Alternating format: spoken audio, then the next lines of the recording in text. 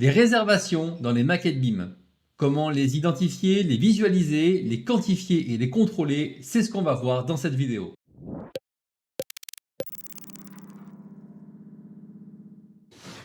Alors d'abord, une réservation, c'est quoi? Une réservation, c'est tout simplement un trou prévu dans un mur, une dalle, une poutre par exemple. Une réservation, notamment dans un mur banché, peut permettre de loger une menuiserie, une porte, une fenêtre ou d'y encastrer quelque chose. Mais les réservations qui vont nous intéresser aujourd'hui, ce sont celles qui permettent le passage de réseaux techniques, des gaines, des chemins de câbles, des conduits de ventilation, etc. L'objectif est donc d'avoir une réservation chaque fois qu'un réseau traverse un élément porteur et uniquement dans ce cas-là. Il s'agit donc d'éviter les réservations dans lesquelles rien ne passe ou à l'inverse, des réseaux qui n'ont pas de réservation et que l'on doit percer à la hâte sur le chantier avec tous les problèmes de structure et les sinistres postérieurs que cela peut provoquer. Car en effet, on ne peut pas percer un mur n'importe comment. Il existe des règles, des proportions à respecter. C'est pourquoi chaque réservation dans un élément porteur doit être validée par un bureau d'études structure. Les réservations peuvent se trouver aussi bien dans des éléments porteurs que non porteurs, mais ce sont sur les éléments porteurs que nous allons focaliser notre attention aujourd'hui. Dans un processus BIM, nous allons voir qu'il existe plusieurs types de réservations. Voyons voir comment ça fonctionne. Eh bien, prenons un cas simplifié. L'architecte fait un projet de bâtiment sur son logiciel métier, puis il envoie une copie de ce bâtiment à l'ingénieur structure au format IFC. L'ingénieur structure va étudier cette structure et faire quelques échanges avec l'architecte jusqu'à ce qu'un compromis soit trouvé entre structure et architecture. Une fois ceci fait, l'ingénieur structure va envoyer une copie au format IFC de la structure à l'ingénieur CVC électricité qui s'occupe donc des fluides et autres réseaux. Cela peut bien sûr être plusieurs entreprises différentes. Ici, nous allons considérer que c'est la même entreprise, histoire de faciliter la compréhension. L'ingénieur CVC ou électricité modélise ses réseaux dans sa propre maquette. Quand un réseau rencontre un mur porteur, il ne peut donc pas faire un trou lui-même dans la maquette de structure. Et ceci pour deux raisons. La première, évidemment, d'un point de vue purement professionnel, l'ingénieur CVC ou électricité n'a pas la compétence ni la responsabilité de modifier la maquette de structure. Et puis d'un point de vue purement BIM, l'ingénieur CVC ou électricité ne peut pas modifier la maquette de l'ingénieur structure, elle ne lui appartient pas, ce qui garantit d'ailleurs le respect du point précédent. Donc qu'est-ce qui fait du coup notre ingénieur CVC? Eh bien, à la place, il va utiliser un volume de réservation, un cube, un cylindre, quelque chose qui indique la taille et l'endroit du futur percement. L'ingénieur fluide va donc exporter deux maquettes, une avec ses réseaux et d'autres avec les réservations qu'il souhaite. Ces deux maquettes sont ensuite envoyées à l'ingénieur structure qui va vérifier leur impact sur la structure, les valider ou non et calculer les éventuels renforts nécessaires. Une fois les calculs et vérifications faites, l'ingénieur structure intègre les réservations sous la forme de percements, de trous réels dans sa maquette. Il peut alors l'envoyer aux intervenants du projet pour contrôle. Quelques échanges seront peut-être nécessaires entre les intervenants afin que tout le monde soit d'accord et que l'on s'assure bien qu'il y a une réservation chaque fois qu'un réseau traverse un mur porteur. C'est ce flux d'échange et de contrôle que Solibri va permettre d'automatiser. S'il faut retenir quelque chose de ce que je viens de vous expliquer au niveau du workflow, eh bien c'est qu'il y a deux types de réservation. Celle de l'ingénieur fluide qui matérialise ses souhaits de réservation sous la forme de volume, et puis celle de l'ingénieur structure qui matérialise ses réservations sous la forme de trous, donc de percements, à l'intérieur de sa propre maquette. Me voici sur Solibri. Alors, j'ai ici deux maquettes que j'ai compilées dans Solibri. Ici, j'ai une maquette de structure que vous voyez ici à l'écran. Et puis, dedans, quelque part, il y a ici des réservations. Donc, ces réservations, vous les voyez ici dans les poutres. Vous voyez, ce sont ces petits ronds là qui bougent avec les poutres parce qu'elles sont mélangées avec elles. Et donc, elles sont là, pile poil la largeur des poutres, donc elles ne sont pas forcément faciles à voir. Des fois, elles dépassent un petit peu, elles sont plus faciles à voir. Mais ici, c'est pas évident. Donc ce qu'on va faire tout simplement pour mieux les visualiser, déjà on va aller voir ce que c'est. Donc je vais cliquer sur l'une d'entre elles. Ici, je vois que c'est un objet et je vois qu'il y a un nom par exemple qui commence par Reza, donc je vois que c'est une réservation. On peut qualifier les réservations de différentes manières. Ici, c'est le nom ou le type qui a été choisi. Alors, ce qu'on va faire tout simplement pour bien les voir, c'est qu'on va faire un petit clic droit par exemple sur le nom, puis ensuite on va aller dans Créer une nouvelle classification. Voilà. Et là, instantanément, Solibri va me lister l'ensemble des réservations qui sont ici. Voilà. Et que je peux comme ça distinguer plus facilement sur mon projet. Donc, autre approche à notre disposition, le fait de contextualiser un petit peu plus les réservations et par exemple les mettre en couleur à l'intérieur des poutres et peut-être rendre les poutres peut-être transparentes ou quelque chose qui permettrait de mieux les visualiser. Donc ce qu'on va faire tout simplement, c'est qu'on va créer ici une nouvelle classification qu'on va appeler par exemple réservation mise en valeur. Et ce qu'on va faire, c'est qu'on va prendre tous les éléments de la maquette. Et dans la partie ici règles de classification, on va tout simplement cliquer ici sur le petit plus. On va se débarrasser du type et du calque qui ne nous servent à rien. Et ici, dans le composant, on va aller chercher donc les objets. Et on va dire que nous, ce qui nous intéresse, c'est tous les objets dont le nom commence par Reza. Voilà, ce qui est le cas de toutes les réservations, on l'a vu tout à l'heure. Et on va dire que tous les objets dont le nom est Reza, ce sont des réservations. Ok. Et ce qu'on va faire maintenant, c'est qu'on va dire que tous les autres éléments de la maquette,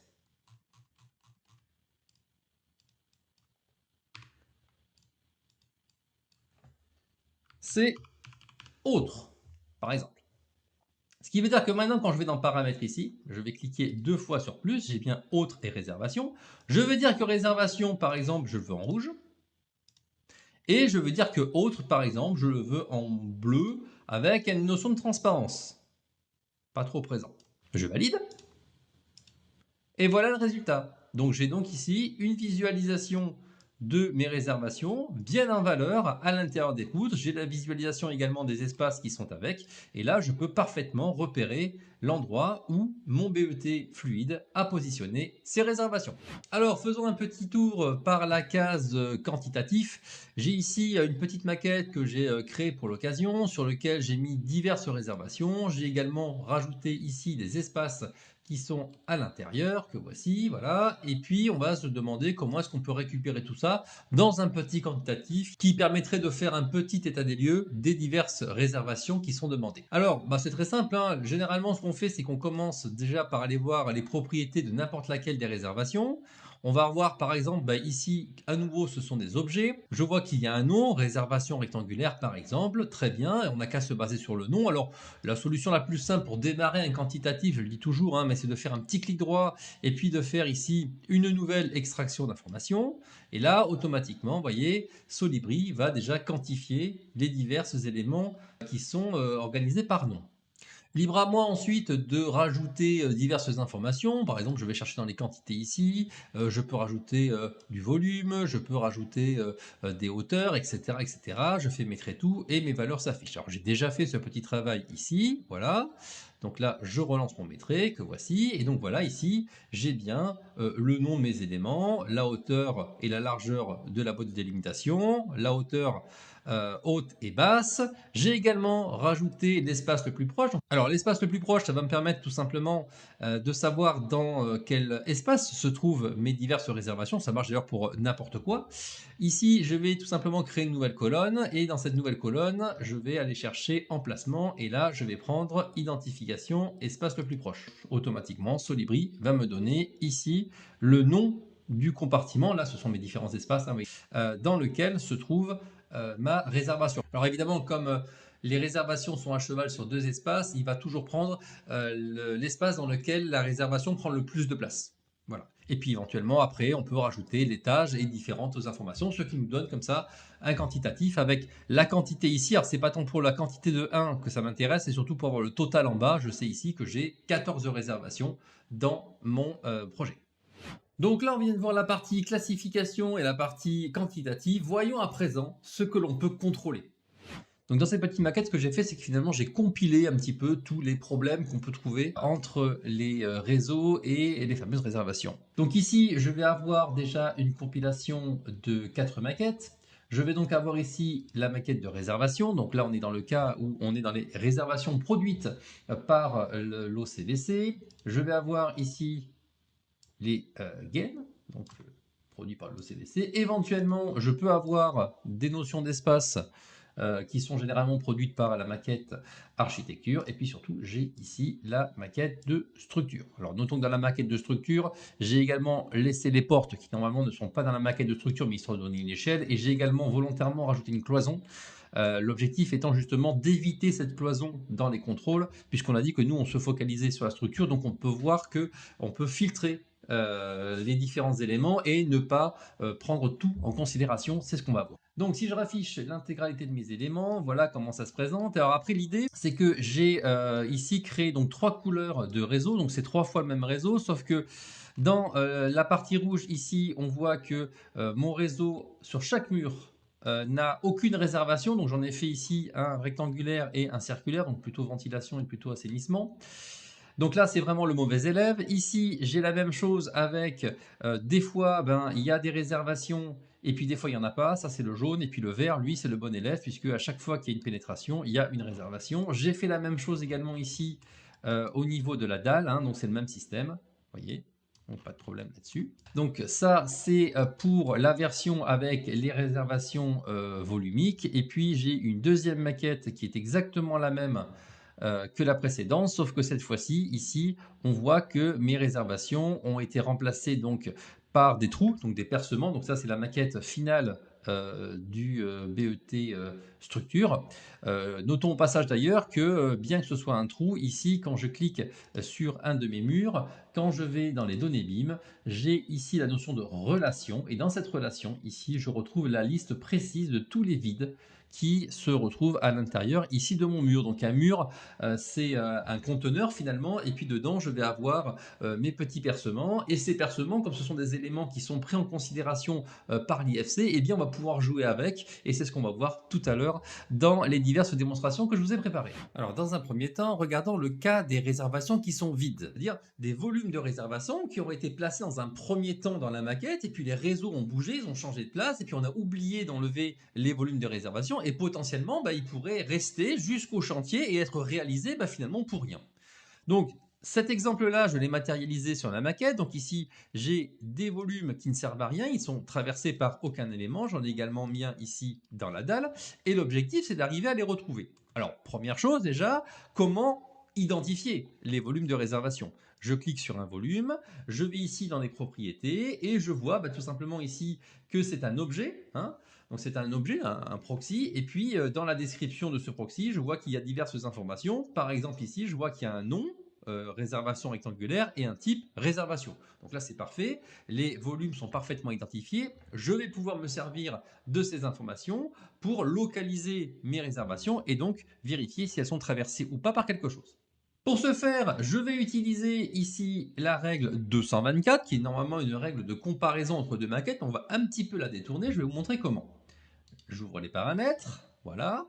Et ce qu'on va faire tout simplement, c'est que d'un côté, on va rentrer la description finalement de nos réservations. Donc ce sont ici des objets, on l'a dit. Je suis allé chercher ici le nom dans l'identification, contient, et là je vais taper finalement réservation tout simplement, hein, puisque c'est le nom de mes éléments. Alors ça peut être réservation s'il contient, après je peux faire 1, 2, et ici chercher dans la liste finalement les éléments avec une description peut-être un petit peu plus précise.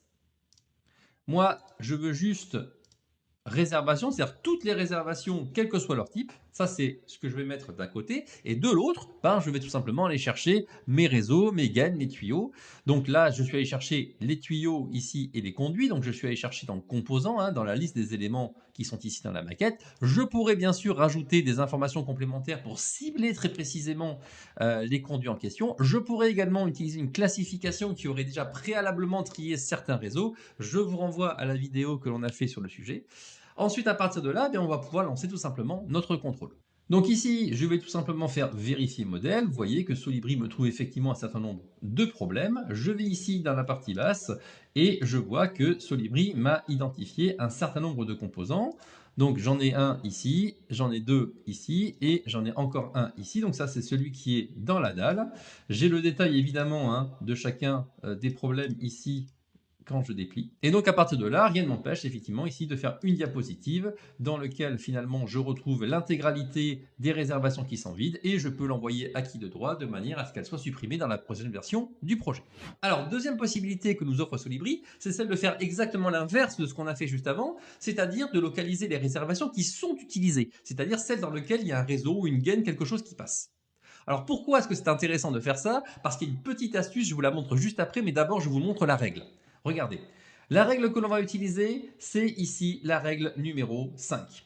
Donc la règle numéro 5, elle se configure assez facilement, vous allez voir, paramètres de règle, voilà. Donc je retrouve la même chose que tout à l'heure, à savoir, j'ai ici les objets dont le nom contient réservation, donc ça ce sont les volumes de réservation, et de l'autre côté, j'ai mes fameux conduits et autres réseaux. Je coche évidemment les cases de duplication, etc. à l'intérieur, mais surtout ce qui va nous intéresser, c'est le résultat. Regardez ici, hop, Solibri a immédiatement identifié que sur cette ligne-là qui est en vert, j'ai toutes les réservations ici qui sont bien traversées par le réseau. Et d'ailleurs, j'ai le détail, quand je regarde ici le détail là, voilà, pour chacun des éléments, j'ai bien à chaque fois le tuyau et la réservation qui sont parfaitement identifiés. Et ça pour l'ensemble des éléments qui sont ici traversés par un réseau. Donc ça c'est très bien parce que du coup, on a maintenant une vision de quelles sont les réservations qui servent vraiment et non pas l'intégralité des réservations de la maquette. Et maintenant, ce qu'on va pouvoir faire, c'est les quantifier. Alors, comment est-ce qu'on va pouvoir faire ça? Tout simplement, on va ajouter ces divers éléments au panier de sélection. Je vais cliquer sur le petit égal qui est ici. Ce que j'ai fait en faisant ça, c'est que si maintenant je vais dans le panier de sélection, je retrouve ici mes différents éléments. Alors, je peux soit les regarder par maquette, soit les regarder par élément. D'accord? Donc je retrouve bien des conduits, des objets, des tuyaux, ils sont bien tous là, c'est bien mes divers éléments qui sont ici. Et maintenant, moi, ce qui m'intéresse, c'est de garder uniquement les réservations. D'accord? Donc je vais recliquer sur le petit bouton égal, voilà. Et là, Solibri garde uniquement en mémoire les réservations qui ont été isolées par la détection de collision et qui ont dit que dans ces réservations, il y a quelque chose qui passe. Et maintenant, ce que je vais faire, c'est que je vais retourner dans la partie extraction d'informations. Donc là, je retrouve le quantitatif qu'on a vu ensemble tout à l'heure, dans lequel on a quantifié l'ensemble finalement des réservations de la maquette. Mais nous, c'est pas ce qu'on veut. Nous, on veut uniquement celles qui sont réellement utilisées. Et donc pour ça, je vais tout simplement demander à Solibri de récupérer uniquement les réservations qui sont dans mon panier de sélection que l'on peut voir ici. Et pour faire ça, tout simplement, ici, au lieu de mettre l'intégralité des réservations de la maquette, je vais lui demander de mettre uniquement les réservations qui sont dans mon panier. Voilà. Et là, j'en ai plus, regardez, que 14. Et là, j'ai le détail précis de l'ensemble de ces réservations. Et maintenant, j'ai plus qu'à l'exporter sous différents formats. Alors, intéressons-nous à présent à la détection de collision. La détection de collision, c'est le fait de s'assurer, dans notre cas à nous en tout cas, que les tuyaux passent bien tous dans une réservation, qu'il n'y a pas de tuyau qui rentre directement dans un mur sans réservation. Alors faire une détection de collision, c'est pas très compliqué dans Solibri, il y a la règle 1 qui permet de le faire, il n'y a pas de souci. Là, on va avoir un souci, c'est que lorsque la réservation est matérialisée par un plein, et bien du coup, il n'y a pas de vide. Et donc du coup, Solibri va nous dire, ici par exemple, j'ai un tuyau qui rentre dans un volume, qui lui-même rentre dans un mur. Et Solibri va nous dire, là, il y a une collision. Alors en fait, non, il n'y a pas de collision. En fait, ce qu'il faudrait, c'est dire à Solibri que lorsqu'un tuyau traverse un mur en étant à l'intérieur d'un volume de réservation, à ce moment-là, on considère qu'il n'y a pas de collision.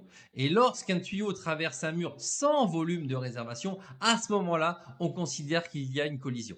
Et c'est ça qu'on va apprendre à faire de suite. Alors, pour faire ce contrôle, nous allons utiliser la règle SUK 1002. Alors, si vous avez l'œil, vous allez me dire, ouais, mais cette règle, elle n'est pas dans Solibri par défaut, je ne l'ai jamais vue. Oui, c'est normal, parce que toutes les règles ne sont pas dans Solibri. Certaines règles appartiennent à des extensions qui ne sont pas chargées dans Solibri par défaut, mais que vous pouvez tout à fait récupérer.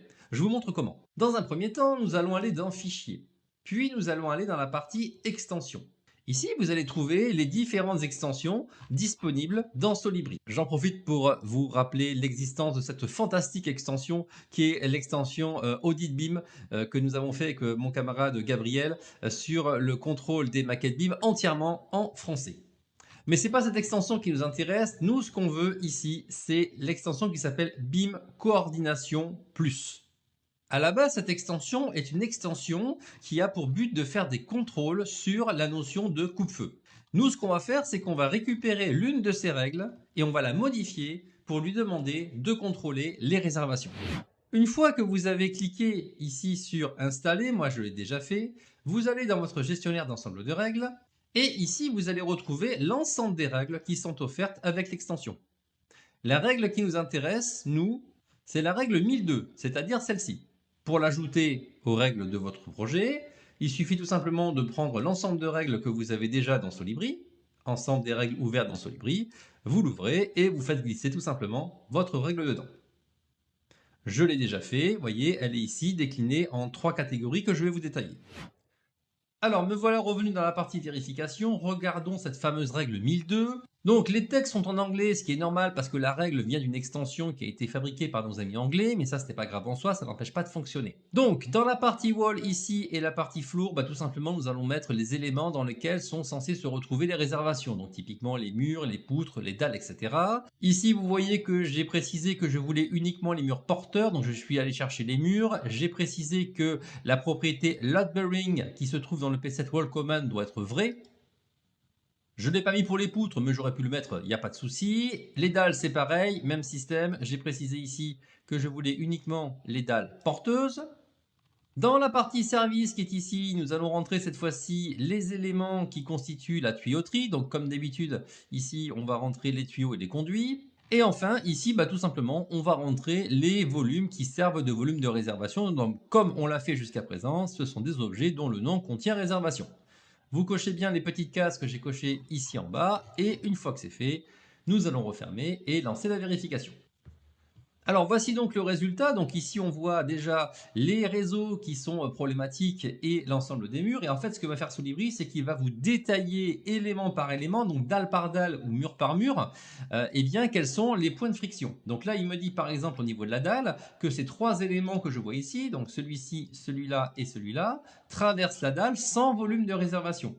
Ensuite, il me fait la liste des murs. Donc là, il me dit que pour ce mur-là, effectivement, j'ai ces deux réseaux qui traversent sans volume de réservation. Pour celui-ci, c'est les mêmes réseaux. Pour celui-là, en revanche, il me dit que tout d'un coup, il y a ce réseau-là qui apparaît. Pourquoi? Parce que, rappelez-vous, dans ce réseau-là, effectivement, ici et uniquement ici, quand il traverse le mur, eh bien, il n'y a pas de volume de réservation. Il y en a bien un là, il y en a bien un là, mais ici, il n'y en a pas. Donc, il a bien fait la distinction entre les zones dans lesquelles le réseau jaune traverse avec réservation et les endroits où il traverse sans réservation.